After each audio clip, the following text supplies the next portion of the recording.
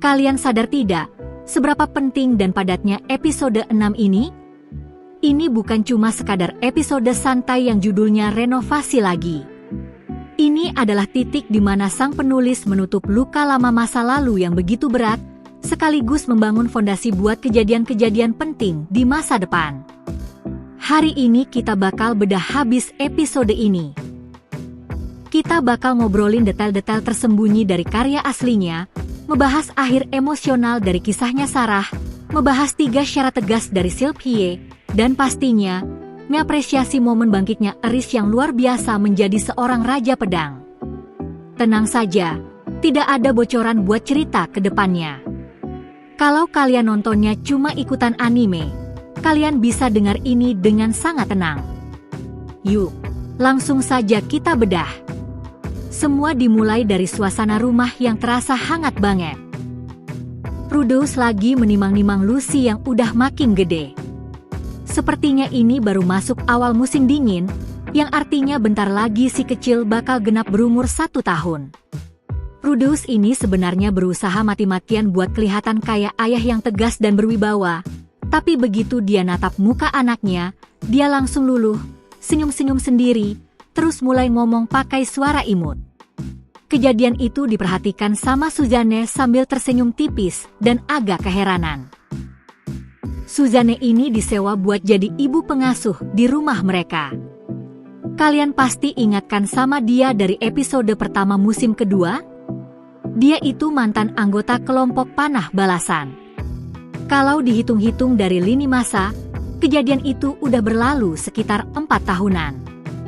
Suzanne sendiri sekarang udah menikah sama pemimpin kelompok mereka, si penyihir Timothy, terus pindah ikut suami ke Sharia. Tapi, kenapa sih panah balasan bisa bubar? Di anime, momen ini emang cuma lewat sekilas aja, tapi di cerita aslinya, kisahnya jauh lebih mendalam. Setelah Rudolph pergi dari kelompok, mereka mengambil tugas biasa. Tapi gara-gara patah hati dan depresi, Sarah kehilangan fokus di tengah pertarungan. Suzanne yang berusaha melindungi Sarah akhirnya kena gigitan parah di kakinya. Dia memang selamat, tapi kejadian itu benar-benar bikin dia tersadar. Suzanne sadar betul kalau kesalahan kecil dalam pekerjaan mereka bisa berujung maut. Begitu paham kalau kekuatan dan kekompakan mereka belum cukup buat bertahan di tingkat A, dia mengambil keputusan dewasa untuk membubarkan kelompok tersebut. Ngomong-ngomong, dari uang komisi misi sialan itulah Timothy akhirnya berani melamar Suzanne. Dia memang sudah lama naksir Suzanne, dan anehnya, cuma Sarah satu-satunya orang di kelompok mereka yang gak peka sama sekali. Kalau kamu penasaran sama bagian cerita yang ini, wajib banget baca komik The Depressed Magician. Sekarang Suzanne sudah jadi ibu dari 2 anak. Sayangnya, anak ketiganya meninggal tak lama setelah lahir. Karena ASINya masih keluar, pas Rudolph lagi bingung cari inang pengasuh, Suzanne langsung menawarkan diri. Rudolph yang ingat betul betapa besarnya dukungan Suzanne saat dia lagi terpuruk dulu, tanpa ragu langsung menyambutnya di rumah. Suzanne benar-benar heran melihat cara Rudolph mengurus bayi. Suaminya sendiri saja nggak pernah setelaten itu mengemong anak. Dia sampai bercanda, "Kamu ini kayak belum sadar saja kalau sudah jadi bapak." Lalu dia menambahkan, "Tapi kamu memang sudah berubah, ya." Dan ucapan itu tepat banget. Dulu, Rudolph takut setengah mati menyakiti perasaan orang lain dan gak bakal berani membalas candaan seperti itu. Suzanne sampai takjub melihat seberapa jauh Rudolph berkembang sebagai manusia, jadi jauh lebih dewasa, punya pendirian teguh, dan bisa mengobrol santai tanpa canggung. Oh ya, ada detail kecil nih, Suzanne itu tinggal bareng ibu mertuanya, dan kadang suka datang buat curhat sambil menangis ke Lilia. Usia mereka berdua ternyata seumuran, loh. Pikiran Rudolph sendiri juga menarik buat dibahas. Pas Suzanne lagi menyusui Lucy, dia sengaja keluar ruangan. Di satu sisi, dia jujur mengakui kalau bentuk tubuh Suzanne nggak kalah aduhai dibanding Zenith atau Lilia. Tapi dia langsung menampar dirinya sendiri.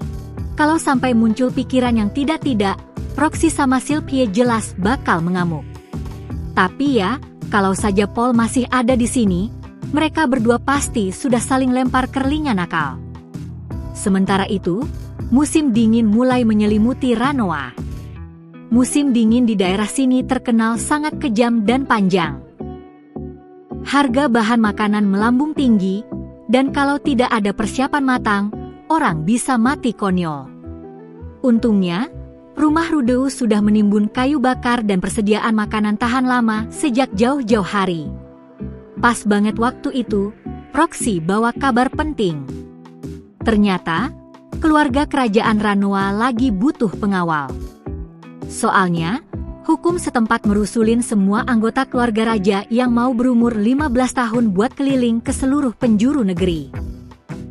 Masalahnya, 2 petarung inti di tim pengawal mereka malah tumbang karena sakit, 1 penyihir, dan 1 lagi penyembuh. Pihak serikat sama Akademi Sihir akhirnya nunjuk Roxy. Masuk akal banget, sih. Dia itu petualang berpengalaman yang mahir sihir penyerang sekaligus penyembuh. Jadi, 1 orang aja udah bisa gantiin 2 peran sekaligus. Ditambah lagi, Roxy kan masih dosen baru di sana, jadi tugasnya belum sebanyak yang lain. Tapi ya, penulis aslinya sempat ngebocorin sesuatu. Gara-gara mukanya yang imut kayak anak kecil, Roxy sering dianggap enteng dan malah dikasih tugas-tugas yang disepak sama orang lain. Tahu ada misi ini, Putri Ariel langsung nyamber gitu aja. Buat dia, ini kesempatan emas buat bikin hubungan dekat sama pihak kerajaan. Ya jelas aja, Sylvie sama Luke ikut nempel sama dia. Terus, biar makin aman dan enggak ada celah, mereka sekalian ngajak Rudeus, si penyihir paling jagoan di kota itu. Rudeus sama Roxy pun datang ke penginapan mewah kelas S. Di sana, mereka ketemu sama sisa anggota pengawal lainnya, sekelompok prajurit wanita kelas S yang namanya Sri Kandi handal.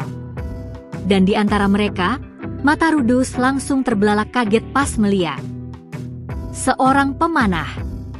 Di dunia ini, pemanah itu langka banget. Soalnya, daya hancur panah buat lawan monster kalah jauh dibanding pedang atau sihir. Seumur-umur, Rudeus cuma kenal 1 pemanah aja, Sarah, si gadis dari kelompok panah pembalas. Dan takdir mempertemukan mereka lagi. Buat Rudeus, Sarah itu luka lama, orang yang pernah bikin hatinya hancur berkeping-keping. Tapi kalau kita lihat dari sudut pandang Sarah, bayangin deh. Dia baru pertama kali berani ngebuka hati buat cowok, tapi pas lagi momen intim, si cowok malah bermasalah. Udah gitu, malah ngatain dia pas lagi mabuk di kedai. Buat cewek semuda dia, itu rasanya kayak ditampar, bikin harga dirinya sebagai cewek hancur lebur. Dua-duanya sama-sama terluka dalam banget. Tapi Sarah gak menyerah. Dia tetap bertahan di jalannya, gonta-ganti kelompok, nempa pengalaman, sampai akhirnya naik ke tingkat A dan diajak gabung ke tim elit Asosiasi Amazon. Pas adegan pertarungan, kelihatan banget beda kelasnya. Pas Alisa cuma bisa ngeluarin bola api biasa, Roxy langsung nyemburin penyembur api. Di dunia ini, kekuatan sihir itu tergantung seberapa banyak tenaga yang dipakai dan gimana cara mendalinya. Roxy itu penyihir kelas atas, jadi sihir biasa aja kalau dia yang pakai, efeknya bisa dahsyat banget. Misi mereka berjalan mulus.